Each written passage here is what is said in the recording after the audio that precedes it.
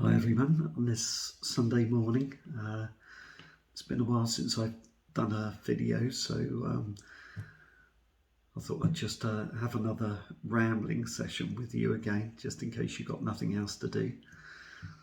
I think that when you see all the videos of all the young girls on, trans girls on YouTube, you can see how much easier it is for them to pass and to achieve what they want to achieve. But of course, as you get older, post 50, it gets a lot harder. I just wanted to just say a few things about what it's like to be a transgender woman, and maybe an older one as well at that, and what you feel inside, which I always say to people that it's, how can I expect people to understand what I don't understand myself? It's been a lifelong journey of trauma, often terror, brokenness, and there's been broken hearts and broken lives, as I said in previous videos that I've made, that my marriage broke down 2.5 years ago when my daughter, who worked for me, found out that I was transgender. And both my sons, 2 of them, and my daughter cut me off from that moment, and I've had no contact with them since, which is obviously really painful. And I have mixed feelings about it, to be honest with you. Obviously disappointment that they don't see me anymore as who they once saw me. And bearing in mind, we were a really close family. I was very, very close to my children, holidaying my sons, kayaking and climbing and walking, doing all sorts of things really. And, you know, and my daughter obviously worked for me. So a lot's changed in the last 2.5 years, and I think that, you know, probably I've changed hugely as well during that time. My thoughts and feelings. Obviously, I've been on HRT now for 2.5 years with blockers. I was considering, am still considering, gender confirmation surgery, but obviously the same as everyone else, it's all about finance, it's the money. There's other things I'd like to do, breast augmentation, maybe some facial feminization, a facelift. Some people say you don't need one, yeah, but they don't see me and they don't look in the mirror in the same way that I do. But they were the plans, but things have changed a bit again as my wife has withdrawn from the sale of the house and withdrawn from the one that she was buying pretty well on exchange of contracts. So that's changed the whole dynamic again. So it's a lot of treading water at the moment and just waiting and trying to be patient, trying to be who you are. I've been in contact with another trans lady who's about the same age as me, who lives near Dorset, and we get on hugely well, 2-hour phone calls. But it's interesting, I think, that our lives are incredibly similar, the journey that we've been on, the things that we've experienced, broken marriages. But she lives with her new wife and mother-in-law, and I'm quite jealous of that in a way, because obviously I would, like every trans woman or trans man, you want to be accepted for who you are. You're still the same person. You're not any different to who you were when you were born.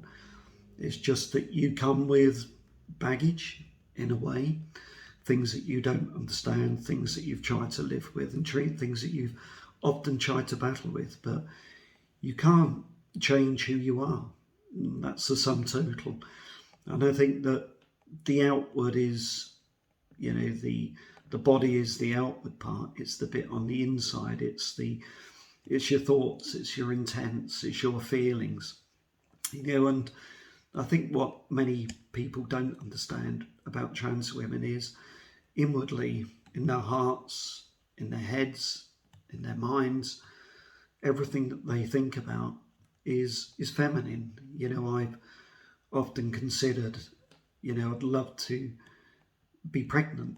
I'd love to have a baby. I'd love to breastfeed. How do you understand those things? How do you explain those to someone else unless they're in the same place as you are? and they are a complete mystery.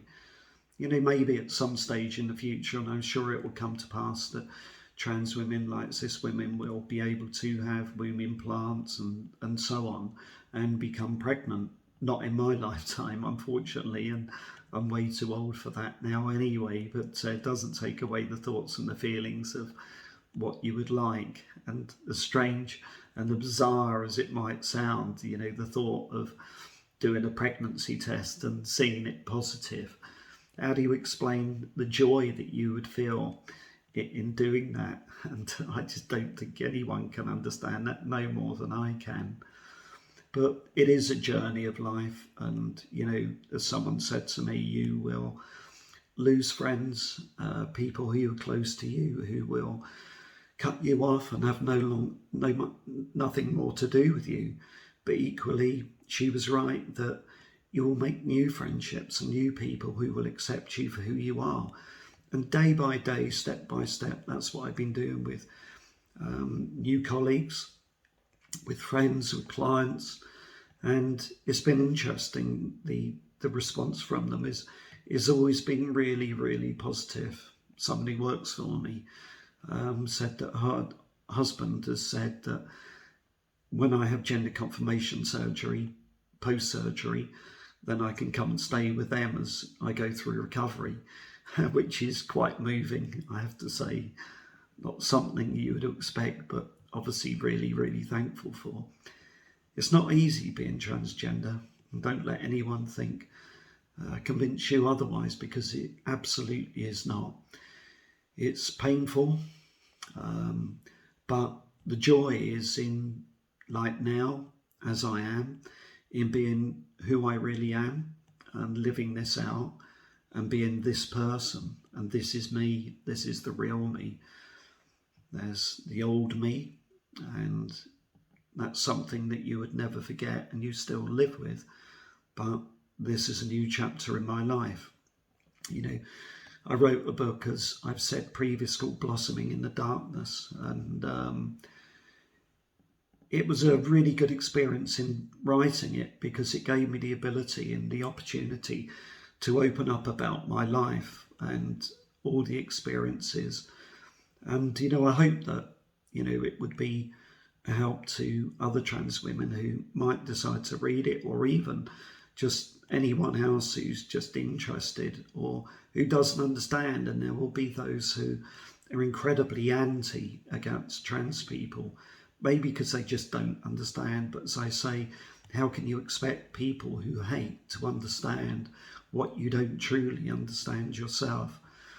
But if you get the opportunity and you want to read that book, it's available on Amazon. I'm not trying to promote it, although I suppose in a way I am, because obviously I get money from any sales. But I just think it would be a great opportunity, you know, for those who hate, those who don't understand, and those like me, to read it and maybe see a glimpse of what it's like to be transgender. The end part of the book is a little bit fictitious, the last 10% of it, but all the rest is completely true. So for all of those going through this journey, and we'll all be at different stages and with different feelings and different thoughts, some will be joyful and happy, and some will be struggling, maybe even suicidal. But I'd say to you, you know, I've been there. I've done the suicide bit, the attempted suicide. I've done all of that. You know, I spent a year and a half down that road, being on suicide watch, staying in a suicide respite centre, trying to cope with my feelings and who I am. But all I would say to you is don't give up, and just be you, as hard as that is. You know, going out for the first time is incredibly hard. I can remember it so well. It is so difficult, because you know that people know, they see you're transgender, but who cares? You know, at the end of the day, they've all got their own lives. Do they really care? Yeah, for a fleeting moment, they might make a comment or maybe snigger, maybe just not be very pleasant, but at the end of the day, does it really matter? The likelihood is that you'll probably never see them again, and they'll never see you. So all I say to you is, be yourself, be strong, don't give up, and I hope that you keep safe in your journey. So I hope this has been helpful to some out there, and I hope to see you soon. Take care.